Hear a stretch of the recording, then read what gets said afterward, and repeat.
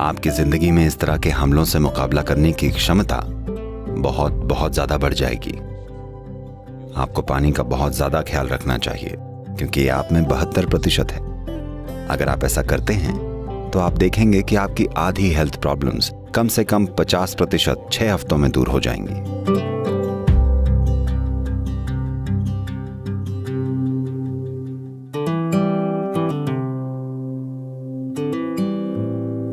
बस अपने भोजन में 40 से 50% कच्चा भोजन लेकर आइए, यानी ये जिंदा होना चाहिए, ये एक जीवित कोशिका होनी चाहिए। ये सब्जी हो सकती है, फल हो सकता है, सूखा मेवा हो सकता है, अंकुरित मूंग हो सकती है। आपके खाने का कम से कम 40 से 50% हिस्सा जीवित होना चाहिए। You eat dead food and you want to live, this is a little difficult thing to do, because you have to raise the dead now. आप मरा हुआ खाना खाते हैं और जीना चाहते हैं, ये थोड़ा मुश्किल काम है क्योंकि अब आपको एक मुर्दे को जिंदा करना है। जब आप खाना पकाते हैं, भोजन को पचाने के लिए सभी जरूरी पाचन सामग्रियां सिर्फ शरीर में ही नहीं होती हैं, भोजन में भी ये एंजाइम्स होते हैं। जब आप खाना पकाते हैं तब आप इन एंजाइमों को काफी हद तक नष्ट कर देते हैं। जब आप बिना एंजाइम वाला खाना खाते हैं तब शरीर को वो हिस्सा फिर से बनाने के लिए मेहनत करनी पड़ती है जो नष्ट हो गया है, और तभी खाना पच पाता है। आमतौर पर खाने के 1-1.5 घंटे बाद ऐसा भोजन आपकी ऊर्जा को कम कर देता है। इसके बाद धीरे धीरे ये ठीक हो जाता है। आपने इस पर ध्यान दिया है? तो खाना ऊर्जा के लिए होता है, पर हम खाने को ऐसे बना रहे हैं कि ये पहले 1.5 घंटे में ऊर्जा को कम कर देता है और सिर्फ उसके बाद ही धीरे धीरे ऊर्जा मिलती है। जो भी हो, चाहे आपकी पाचन प्रक्रिया कितनी भी अच्छी क्यों ना हो, फिर भी आप उन सभी एंजाइम्स को कभी भी फिर से नहीं बना सकते जिन्हें हमने पकाते वक्त नष्ट कर दिया है। हम बस कुछ हद तक ही बना सकते हैं।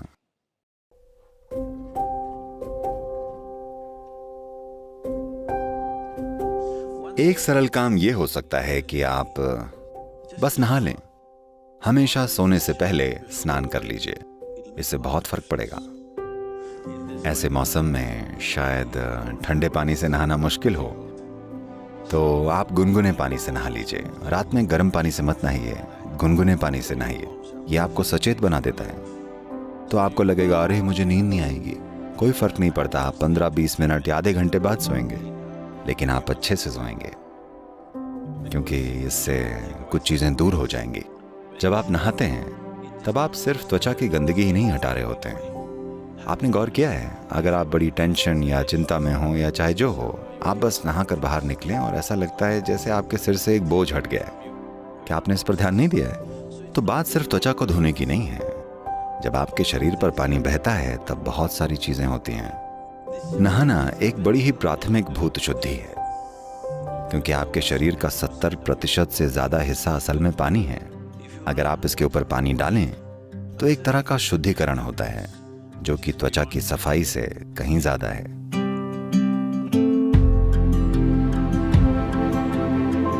आपको पानी का बहुत ध्यान रखना चाहिए क्योंकि ये 72% है और इसमें जबरदस्त याददाश्त है। अगर मैं इस पानी को खोलूं या बिना खोले भी, अगर मैं इस पानी को कुछ कहूं तो इसे याद रहेगा। इस दिशा में कई प्रयोग हो चुके हैं। तो अगर आप इस पानी को लेकर, पानी के स्रोत से लेकर अपने घर तक पंप करते हैं, तो मान लीजिए कि ये 50 मोड़ों से होकर गुजरा है। जबरदस्ती बलपूर्वक पंप किया गया है, जो कि आजकल किया ही जाता है, और आप 12वीं मंजिल पर रहते हैं, इसलिए और ऊपर की ओर पंप किया गया है। Now they are saying if it goes through 50 bends, about 60% of the water has turned poisonous. अब वो कह रहे हैं कि अगर पानी 50 मोड़ों से गुजरता है तो करीब 60% पानी जहरीला हो जाता है। अगर आप नल से बाहर आते ही तुरंत इसे पी लें तो ये आपके सिस्टम में जहर का काम करेगा। अगर आप इसे लेकर कुछ समय के लिए रख लें तो ये फिर अपने आप पहले जैसा हो जाएगा, क्योंकि ये जहर रासायनिक नहीं है, ये अणुओं के स्तर पर है। अणुओं के स्तर पर बदलाव हुए हैं, कोई रासायनिक बदलाव नहीं हो रहा है। इसीलिए हमारी परंपरा में आपकी दादी आपसे हमेशा कहती थी, आपको हमेशा पानी भर कर रखना चाहिए। इसको रात भर घर में अच्छे से साफ किए हुए बर्तन में रखना चाहिए। उस पर विभूति और कुमकुम लगानी चाहिए। एक फूल होना चाहिए, हाँ या ना? पारंपरिक घरों में आपको उसे सिर्फ अगले दिन सुबह ही पीना होता है, न कि जैसे ही ये घर में आए। आप इसे नहीं पीते क्योंकि इसमें हर तरह की यादें होती हैं। बहुत ही ज्यादा पारंपरिक घरों में लोग हर रोज पानी के बर्तन की पूजा करते हैं। Yes? और आप पानी को आते ही नहीं पीने लग जाते। आप उसे रखते हैं, उसे खुद को पहले जैसा बनने के लिए पर्याप्त समय देते हैं, ताकि जो कुछ भी उसने इकट्ठा किया है वो चला जाए और वो पानी पीने के लायक हो जाए। पानी का आपको ध्यान रखना चाहिए, क्योंकि ये 72% है। ये फर्स्ट क्लास है, समझे? पासिंग मार्क्स से भी ज्यादा है।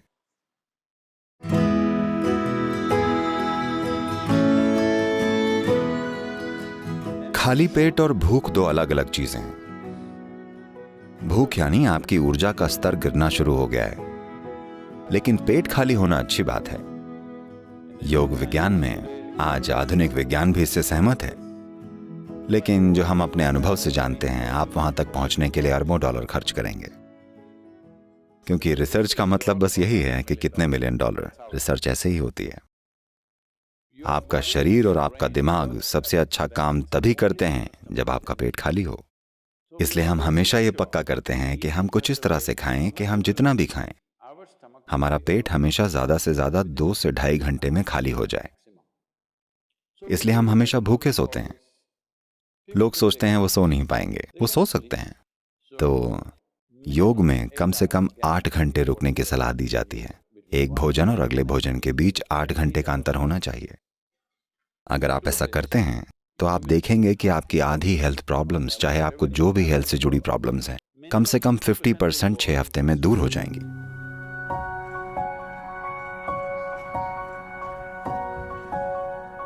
ज्यादातर लोग उनका मिट्टी से संबंध केवल मरने के बाद बढ़ा पाते हैं, लेकिन ये बहुत जरूरी है कि आप जीते जी मिट्टी के साथ संबंध विकसित करें। मैं तो कहूंगा कि खासकर अब जबकि ये वायरस फैला हुआ है।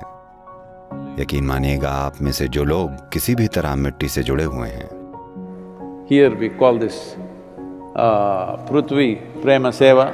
That means getting involved with the soil in a very loving manner. हम यहाँ इसे पृथ्वी प्रेम सेवा कहते हैं, यानी कि मिट्टी से बड़े प्यार से जुड़ना। इससे आपके जीने की क्षमता, आपकी जिंदगी में इस तरह के हमलों से मुकाबला करने की आपकी क्षमता बहुत बहुत ज्यादा बढ़ जाएगी। खाली जिंदा रहना काफी नहीं है, जरूरी है कि आप मजबूती से जिएं। मजबूती से जीने का मतलब ये नहीं है कि आप बड़े बड़े मसल्स बनाकर किसी पर हावी हों। मजबूती से जीना यानी यहाँ जीवन बड़े पैमाने पर घटित हो। इसके लिए आपको एक ऐसा शरीर चाहिए जो पूरी धरती को अपना ही एक हिस्सा माने, जो कि ये है। तो ये बहुत जरूरी है कि आप ऐसा करें। आप सभी जो यहाँ ईशा योग केंद्र में हैं, हम आपके लिए कुछ प्रक्रियाएं स्थापित करेंगे ताकि कम से कम 3 दिन में एक बार आप सभी के हाथ और पैर मिट्टी में हों। बहुत जरूरी है। और आप लोग जहां भी हैं, अगर आपके पास एक छोटा सा बगीचा है, या आप वॉलंटियर बनकर किसी और के बगीचे में काम कीजिए, यकीन मानिए, हाँ, उन्हें मुफ्त का मजदूर मिलेगा, लेकिन ये मत सोचिएगा कि उन्हें ज्यादा फायदा है। आप बहुत ज्यादा फायदे में हैं, क्योंकि अगर आप मिट्टी से जुड़े होंगे तो आप पर इसका जबरदस्त असर होगा।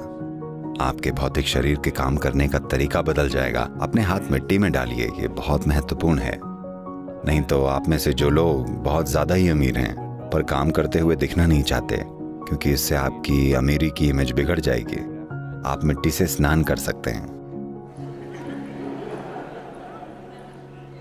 हाँ, ये भी एक तरीका है।